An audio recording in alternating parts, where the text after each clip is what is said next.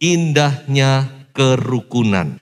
Mazmur 133. Nyanyian Siara Daud. Sungguh alangkah baiknya dan indahnya apabila saudara-saudara diam bersama dengan rukun. Seperti minyak yang baik di atas kepala, meleleh ke janggut, yang meleleh ke janggut Harun dan ke leher jubahnya. Seperti embun gunung Hermon yang turun ke atas gunung-gunung Sion. Sebab kesanalah Tuhan memerintahkan berkat kehidupan untuk selama-lamanya. Untuk kesekian kalinya kita mau melihat tentang Mazmur ini. Sebelum saya bicara tentang Mazmur ini, saudara-saudara, saya ingin memberikan satu cerita sekian tahun yang lalu. Satu saat saya dan istri mau berkunjung ke rumah jemaat. Nah, saudara, ketika kami sudah sampai di pintu rumah, pintu gerbangnya ya, apa yang terjadi, saudara? Sayup-sayup kami mendengar suami istri sedang bertengkar. Ya, saya tidak tahu karena apa ya. Lalu kami saling memandang, ya apa ini? Mereka sedang seru bertengkar. Maka kami putuskan kami tidak mau mengganggu pertengkaran mereka. Akhirnya kami pulang. Jadi saudara-saudara, pendeta saja segan datang, apalagi Tuhan. Kalau pendeta saja, ya memang kami nggak bawa apa-apa, paling kami bawa doa bukan? Tapi nggak jadi, karena itu tadi lagi seru-serunya bertengkar. Apalagi Tuhan. Nah, jadi kerukunan itu sangat penting. Saya sering kali bicara kepada pasangan-pasangan yang mau menikah, saya akhiri konseling saya dengan Mazmur ini. Saya katakan, kalau Anda mau diberkati dalam rumah tanggamu, rukun. Harus ada kerukunan. Tanpa kerukunan, berkat-berkat itu tidak akan bisa mengalir. Apakah itu berkat rohani, apakah itu berkat jasmani. Sebab itu mari, melalui firman Tuhan yang kita dengar bersama, mari kita kembalikan ini kerukunan. Baik itu dalam keluarga, antara suami istri, antara saudara bersaudara, dalam keluarga besar, antara saudara bersaudara, dan juga dalam gereja Tuhan. Kerukunan sangat dibutuhkan. Nah, sekarang saya akan masuk kepada Mazmur 133. Saya mulai dulu saja dengan ayat yang pertama. Nyanyian siara. Siara itu ada 15 nyanyian siara. Mulai Mazmur 120 sampai 134 dan ini salah satu. Siara itu artinya datang ke rumah Tuhan. Siara dalam bahasa asli juga artinya kita naik lebih tinggi. Tuhan mau membawa saudara dan saya terus naik. Amin. Firman Tuhan berjanji kita akan naik dan tidak akan turun. Sungguh, dimulai dengan kata sungguh. Alangkah baiknya dan indahnya apabila saudara-saudara diam bersama dengan rukun. Kata sungguh ini dalam bahasa aslinya dipakai kata lihat. Makanya kalau saudara baca di dalam bahasa Inggris, behold, lihat. Saya yakin ini seruan dari Tuhan. Lihat. Kalau saudara melihat sesuatu yang menarik, ya toh, yang spesial. Lihat ini. Aduh, lucunya, aduh, gendutnya, aduh. Tuhan juga begitu. Lihat, alangkah indah dan alangkah baiknya. How pleasant and beautiful. 何等的善，何等的美。 Begitu indah, begitu cantik, begitu menyenangkan. Sesuatu yang menarik hati Tuhan. Apabila dia melihat sebuah kerukunan. Haleluya. Itu yang Tuhan kehendaki dalam hidup kita. Sebelum Tuhan Yesus naik ke atas kayu salib di dalam Injil Yohanes pasal 17. Tuhan Yesus berdoa dan salah satu doanya Tuhan berkata supaya mereka semua menjadi satu. Jadi saudara-saudara kerukunan ini adalah suatu kerinduan, keinginan daripada Tuhan, hati Tuhan. Tapi saudara juga kita harus tahu bahwa ada satu pribadi yang tidak senang dengan kerukunan, yaitu pribadi iblis. Makanya iblis akan berusaha untuk memecah belah, untuk membuat satu dengan yang satu salah paham. Kadang-kadang cuma gara-gara hal yang sepele salah paham, suami istri, antara saudara dengan saudara, antara jemaat dengan jemaat, antara hamba Tuhan dengan hamba Tuhan. Itu pekerjaan iblis. Berusaha memecah belah, berusaha menghancurkan kerukunan. Sehingga kita tidak ada lagi kerukunan. Jadi mari kita mau sadar dan mengerti. Jadi Tuhan itu sangat senang. Kerukunan itu menyenangkan hati Tuhan. Saya pernah didatangi oleh orang tua. Dia minta doa dengan hati yang sedih. Bukan karena masalah ekonomi, bukan karena masalah macam-macam masalah sakit penyakit dan sebagainya, bukan. Tapi dia minta doa karena apa? Karena anak-anaknya enggak rukun, saudara. Dan saya bisa melihat kesedihan hati orang tua itu. Dan saya yakin di sini kan banyak orang tua, bukan? Apa sih kesenangan kita ini? Bukankah ketika kita melihat anak-anak kita bisa rukun, itu penghiburan yang terbesar dalam hidup kita. Sama, Tuhan juga senang melihat anak-anaknya rukun. Baik, sekarang kita masuk kepada yang kedua. Di ayat yang kedua ini saudara-saudara kita melihat sebuah gambaran tentang kerukunan. Dikatakan seperti minyak yang baik di atas kepala, meleleh ke janggut, yang meleleh ke janggut Harun dan ke leher jubahnya. Jadi kerukunan itu seperti minyak yang baik, atau lebih tepatnya minyak yang sangat berharga. Very precious. Minyak yang sangat bernilai. Yang dicurahkan di atas kepala daripada Harun. Dan dari kepala itu mengalir ke leher jubahnya dan kepada tubuhnya.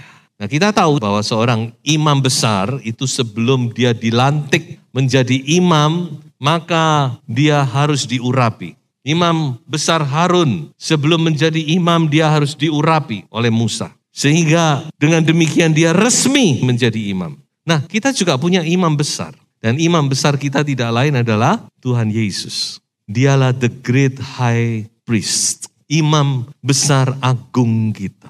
Harun menggambarkan Kristus sebagai imam besar agung. Dan Yesus selama di dunia, kalau saya renung-renungkan Tuhan Yesus juga pernah diurapi. Siapa yang mengurapi? Maria. Gitu? Saya masih ingat? Maria. Sebelum Yesus naik ke kayu salib, Maria mengurapi dengan minyak yang sangat bernilai tinggi. Firman Tuhan berkata, minyak narwastu yang murni. Memang minyak narwastu itu sangat mahal, apalagi kalau murni. Dan itu semua dicurahkan di atas kepala Yesus dan mengalir ke leher, jubah dan kepada tubuhnya dan sampai di kakinya. Dan minyak inilah, bau minyak inilah yang menyertai Yesus naik ke atas kayu salib. Makanya ketika Yudas mulai berkomentar, dia bilang, aduh betapa sayangnya minyak semahal itu cuma dibuat begitu saja. Tuhan Yesus berkata apa? Shut up, jangan banyak omong. Apa yang dilakukan oleh Maria ini sedang mempersiapkan hari kematianku. Dan apa yang dilakukan oleh Maria ini akan diingat sepanjang masa. Jadi kalau kita kaitkan dua hal ini, maka kita bisa menyimpulkan bahwa kerukunan itu adalah sesuatu yang sangat bernilai di hadapan Tuhan. Sangat berharga di hadapan Tuhan.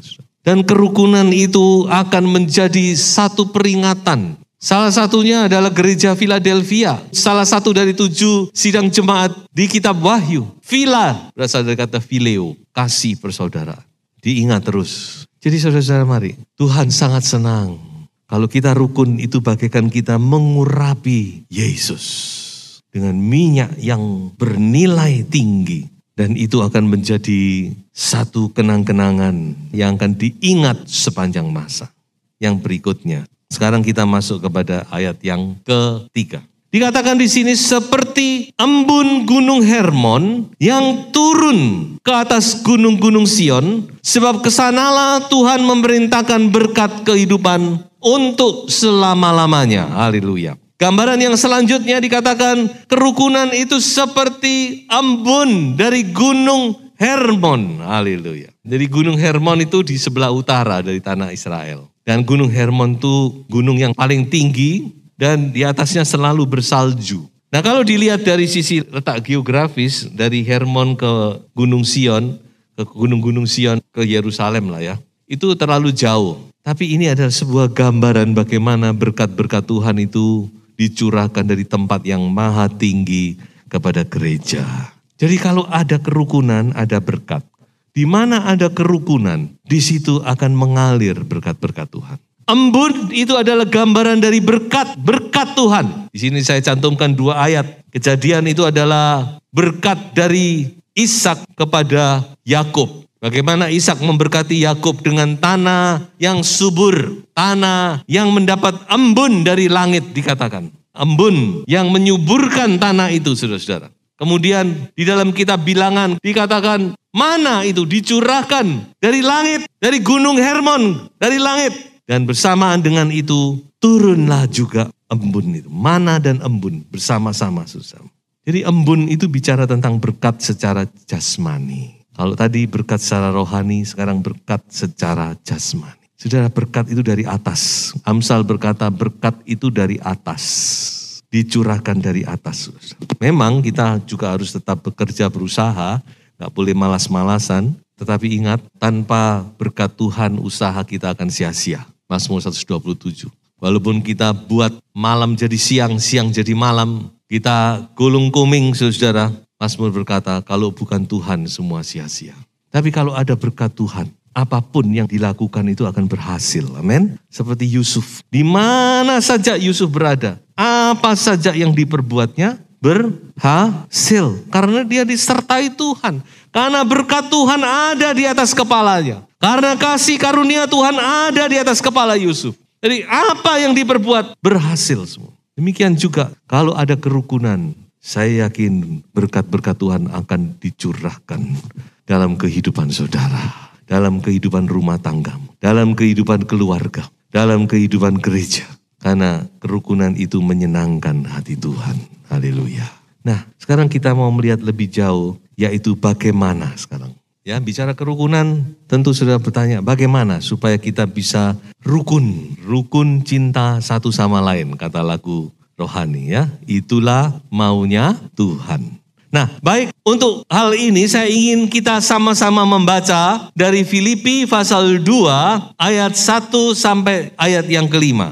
Saya ambil saja dari perikop ini. Filipi pasal 2 ayat 1 sampai ayat yang kelima. Jadi, karena dalam Kristus ada nasihat, ada penghiburan kasih, ada persekutuan roh, ada kasih mesra dan belas kasihan. Karena itu, sempurnakanlah sukacitaku dengan ini. Hendaklah kamu sehati sepikir, dalam satu kasih, satu jiwa, satu tujuan. Dengan tidak mencari kepentingan sendiri atau puji-pujian yang sia-sia. Sebaliknya, hendaklah dengan rendah hati yang seorang menganggap yang lain lebih utama daripada dirinya sendiri. Dan janganlah tiap-tiap orang hanya memperhatikan kepentingannya sendiri, tetapi kepentingan orang lain juga. Hendaklah kamu dalam hidupmu bersama menaruh pikiran dan perasaan yang terdapat juga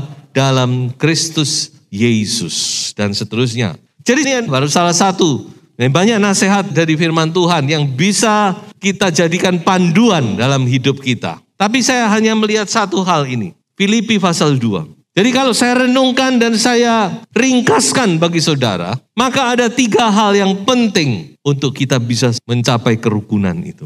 Saling, 3 saling. Kalau saling berarti bukan hanya satu pihak, bukan? Harus dua belah pihak. Ya, seringkali kita cuma minta pihak lain harus begini, ya toh? Nggak bisa. Saling. Suami istri, saling. Saudara bersaudara, saling. Antara jemaat, saling. Jadi saling. Sama-sama. Satu dengan yang lain. Ada 3 saling. Yang pertama, firman Tuhan berkata yaitu saling merendahkan hati. Satu yang sangat menghancurkan kerukunan, saudara-saudara, yaitu kesombongan. Kerukunan tidak akan tercapai kalau tidak ada kerendahan hati. Ya, semua sombong, merasa lebih dari yang lain, merasa pintar sendiri, lalu merendahkan yang lain, saudara. Nggak bisa. Jadi kita harus saling merendahkan hati. Mengapa sih kok nggak bisa merendahkan hati? Bang Yesus itu loh, Tuhan kita itu dari sorga merendahkan hati sampai ke bumi. Apa kita nggak malu sama Tuhan? Jadi ini yang pertama, harus saling merendahkan hati. Kita menyadari, saudara. Menyadari keterbatasan kita, menyadari bahwa kita ini masih banyak kekurangan. Kita merendahkan hati, itu pertama, saling yang pertama. Dan saling yang kedua adalah saling mengalah. Tadi sudah kita baca, Jangan hanya memperhatikan kepentingan diri sendiri, tapi perhatikan juga kepentingan orang lain. Saling mengalah, apalagi suami istri ya. Biasa kalau suami istri kalau sudah bertengkar kan gak mau kalah, gitu. Mau menang-menangan. Suami istri itu gak ada menang kalah sebenarnya. Menang satu, menang semuanya, gitu. Kalah satu, kalah semuanya. Sakit satu, sakit semuanya. Jadi gak ada kalah menang dalam hubungan suami istri itu, gak ada. Makanya ayo belajar, kita gak bisa menghindari kadang-kadang terjadi pertengkaran. Coba kita ingat saling mengalah. Jadi pertama, saling merendahkan hati. Kedua, saling mengalah. Dan yang ketiga, jangan lupa, yaitu saling mengampuni. Itu penting.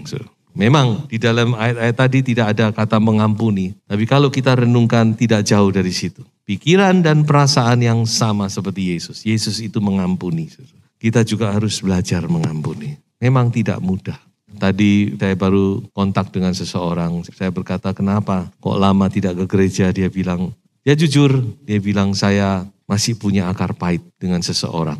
Jujur boleh, saudara. Tapi kita harus datang kepada Tuhan, minta. Memang tidak gampang. Saudara masih ingat apa yang saya sampaikan? Sebelum Efraim lahir, Manasye harus lahir dahulu. Manasye artinya I forget, aku melupakan. Baru kemudian Efraim yang artinya double portion, 2 kali lipat ganda. Jadi kita harus belajar, walaupun tidak mudah, tapi kita harus minta hati yang bisa mengampuni. Minta, saudara. Saya masih ingat dengan seorang teman saya sekolah Alkitab. Dia adalah berasal dari Ambon. Dia cerita kepada saya, waktu kerusuhan terjadi, dia melihat sendiri bagaimana keluarganya menjadi korban. Dan sejak saat itu dia punya akar pahit. Ini sudah hamba Tuhan loh ya. Dia punya akar pahit, dia punya dendam. Dan dia minta kepada Tuhan, Tuhan tolong aku. Ya tidak mudah memang, tapi ada satu saat dalam satu ibadah, Tuhan lepaskan dia dari segala akar pahit itu sehingga dia bisa mengampuni. Ya. Kita juga harus minta kepada Tuhan. Kadang-kadang itu di luar kemampuan kita bukan? Karena mungkin kita terlalu tersakiti dan sebagainya. Saya percaya Roh Kudus itu lebih bisa memampukan kita. Amin. Roh Kudus itu lebih hebat dari kemampuan kita. Dia akan memberikan kekuatan kepada kita untuk kita bisa mengampuni. Jadi 3 saling ini sangat dibutuhkan untuk bisa mendapatkan kerukunan. Saling merendahkan hati, saling mengalah, dan saling mengampuni. Saya tutup dengan sebuah pesan, rukun satu dengan yang lain. Rukunlah. Roma 15 ayat 5 dikatakan semoga Allah yang adalah sumber ketekunan dan penghiburan mengaruniakan kerukunan kepada kamu sesuai dengan kehendak Kristus Yesus. Haleluya. Tuhan Yesus memberkati. Haleluya.